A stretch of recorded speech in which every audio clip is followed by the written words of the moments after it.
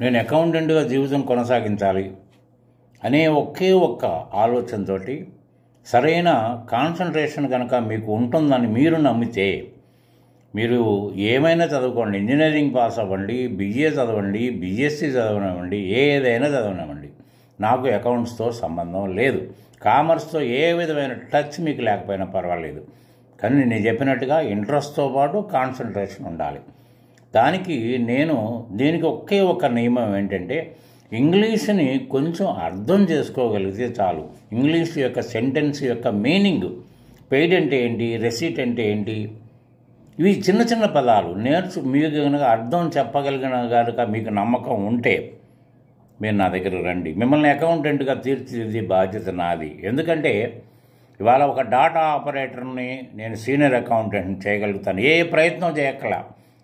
ప్రయత్నం మీకు చేయక్కర్లేదు. డాటా ఆపరేషన్ అంటే ఒక జర్నల్ ఎంట్రీని డెబిట్ క్రెడిట్ యొక్క రూల్స్ని అనుసరిస్తూ ఒక డాటా వాచింగ్ చేయగలిగితే, ఒక జర్నల్ ఎంట్రీ చేయగలిగితే మీరే సీనియర్ అకౌంటెంట్.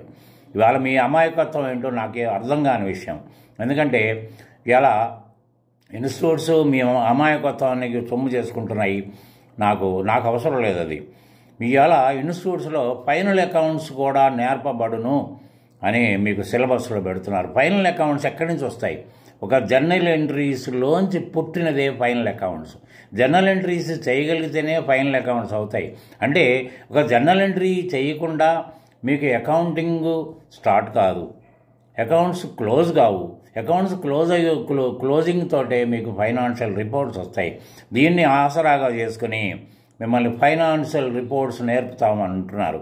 దానికి నేను ఇక్కడ ఫైనాన్షియల్ రిపోర్ట్స్ నేర్పుతారు, ఏ ఇన్స్టిట్యూట్ ఇటువంటి ఆఫర్ ఇవ్వట్లేదని పరుగున వెళ్ళి ఇన్స్టిట్యూట్స్లో చేరుతున్నారు. కానీ మీ అమాయకత్వం ఎంత దూరం పోద్ది? మీరు బీకామ్ పాస్ అవుతున్నారు, మన ఎంకామ్ పాస్ అవుతున్నారు, MBAలు చేస్తున్నారు, ఆఖరికి CA కూడా జేరు డిస్కంటిన్యూ అవుతున్నారు. ఎందుకు ఈ చదువులు? దేనికోసం ఎంత దూరం పోవాలనుకుంటున్నారు మీరు? మీకేం అక్కర్లేదండి. ఇంగ్లీష్ ముక్క అర్థం అయితే చాలు.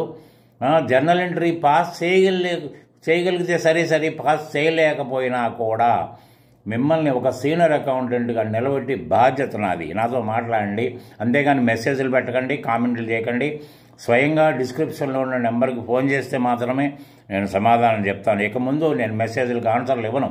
మీరు ట్రై చేయండి. ఒకసారి నేను ఎత్తకపోతే ఇంకోసారి ట్రై చేయండి. అంతేకాకపోతే ఈ మెసేజ్లు చాటింగ్లతోటి ఎంత దూరం అని మీరు టైం వేస్ట్ చేసుకుంటారు. మీకు నిజమైన ఆ కోరిక ఉంటే నేను మిమ్మల్ని ఆ రకమైన రూట్లో తీసుకెళ్లే బాధ్యత నాది. Thank you very much.